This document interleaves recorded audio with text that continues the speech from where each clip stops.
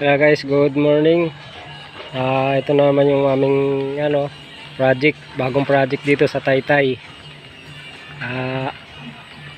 Ito na yung aming mga activity. Nakapag-ukay na kami ng mga poste. Kompleto na ang aming mga pang laglag ng mga poste.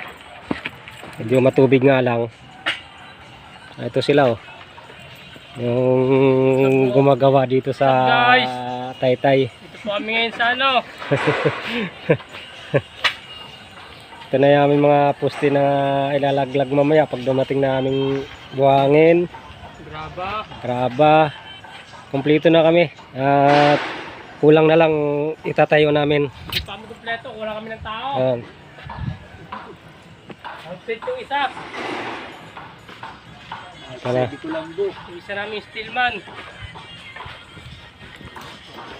Wala, absent eh. Ito na yung mga bakal namin, mga poste. Itatayo na namin ito mamaya pag dumating na yung graba at saka buhangin. Ito yung mga safety tack na hinuhukay nila.